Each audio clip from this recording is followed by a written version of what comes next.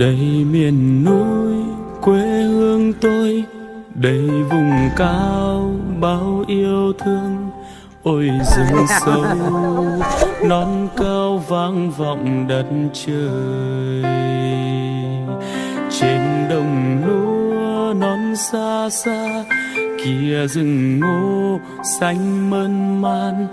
đầy dòng lam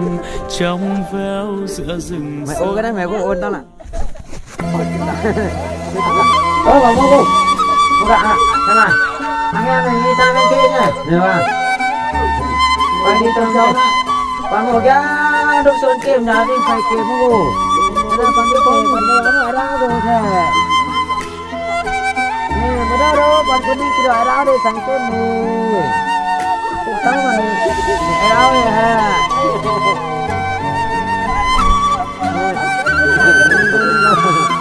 Ông chủ đúng mà. Tôi cũng lấy là cái nồi cái cục đá rồi. Nó nên tao đi chơi này. Bây giờ.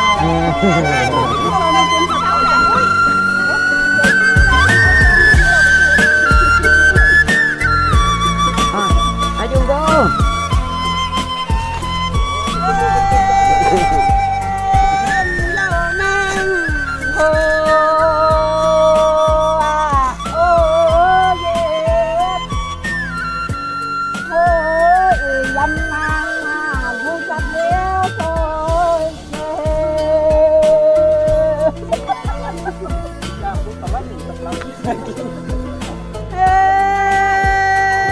Giang liễu phôi theo ninh hô ô yeah xuân đi đi xuân đi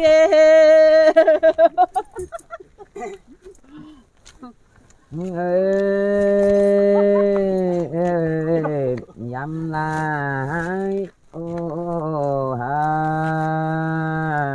gió quá thì nó hơi thổi phổi đi nhốt xăm mà chun chàng lối tấu gì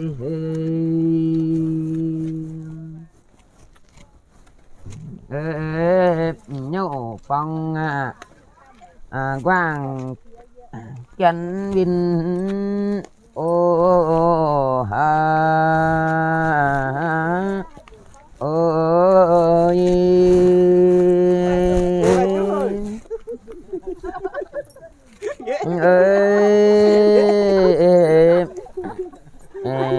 chú phong y tí chú phong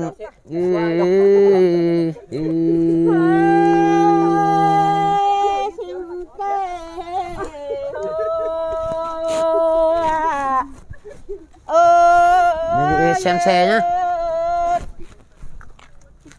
để ý xem xe nhá, tránh xe nhá. Giao chân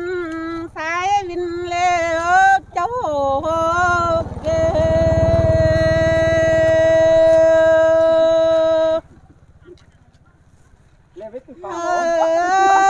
nhớ chăm là tóc bà hô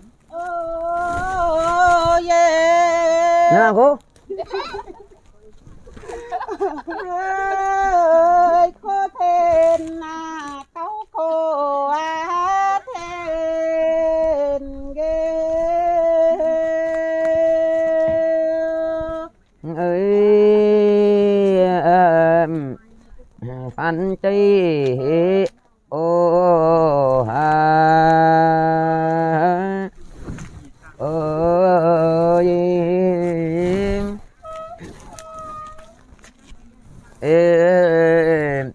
xin nhổ phong xin nhây phiêng lôi viên gì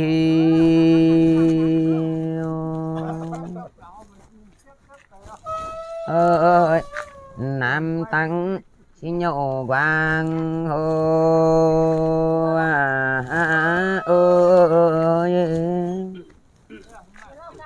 ơi chẳng phong xin nhổ chẳng nhà phong đi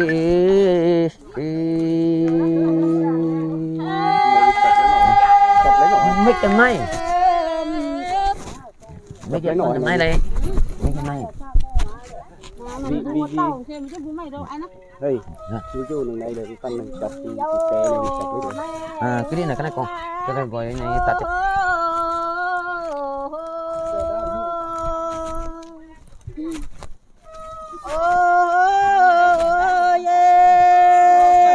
là cái này mà lão liệp liệp giá này mấy con nhà này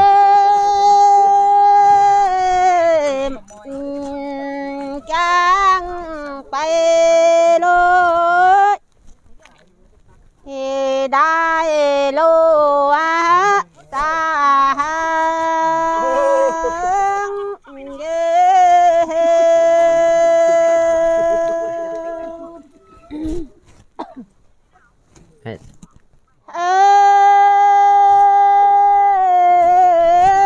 bung tim mà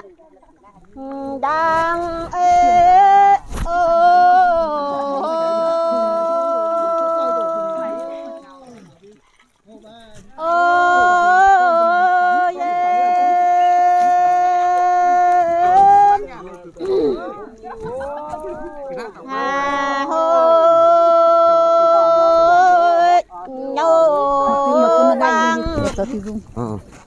đi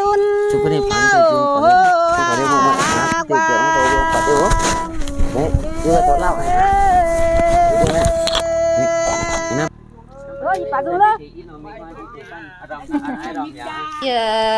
chiều ơi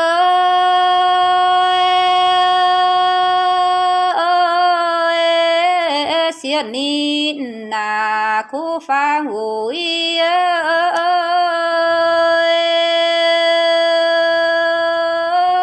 rồi à ơi thọ siêu ủi phang ơi bường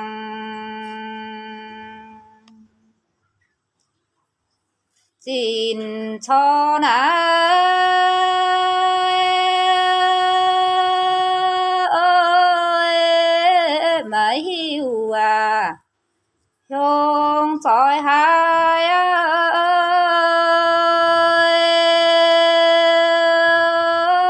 có na nhân giờ soi có chiều ơi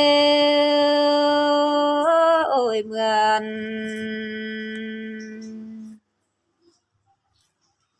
xin vừa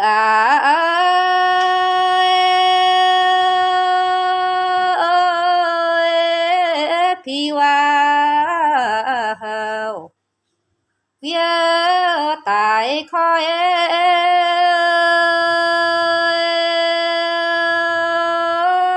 chính tu choàng hiang liang phi ơi phàng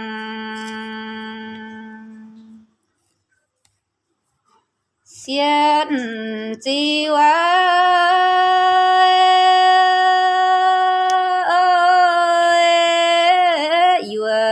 rồi à tại phang vui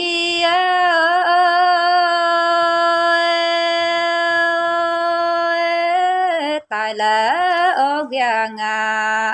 giang khu chán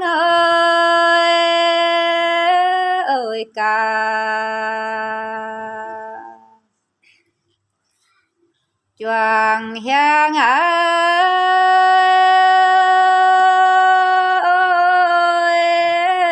đồn gì à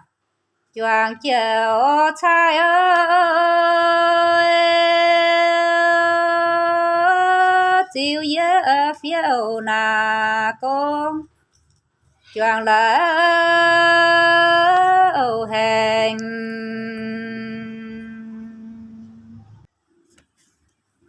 mai dài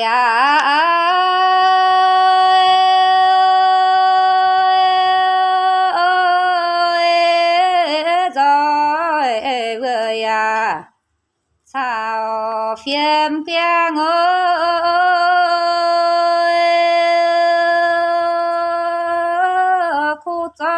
chiều mượn liang phiêng ơi châu lâu chàng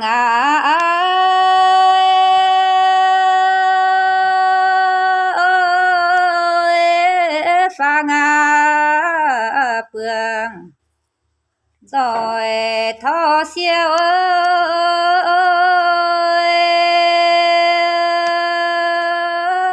xuân lỡ ô chẳng ca khu trai ơi hầu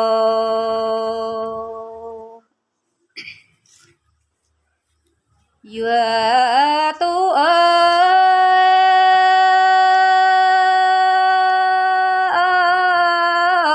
quấy hồng tại vui choang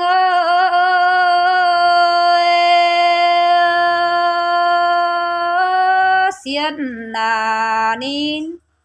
xiên phối khu kiên ơi giàu thiên chàng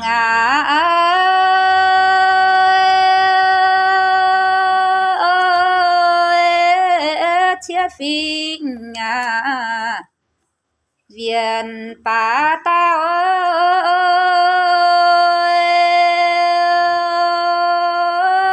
chịu dẫn xiên nín nào nhìn ơi hàng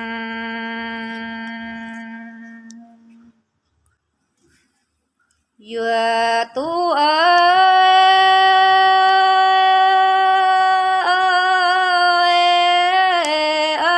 choang hướng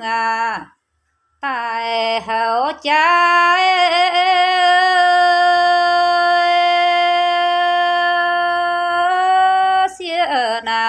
chia xiên trái hậu xiên ơi nín ya tài thao 향 mày quê cha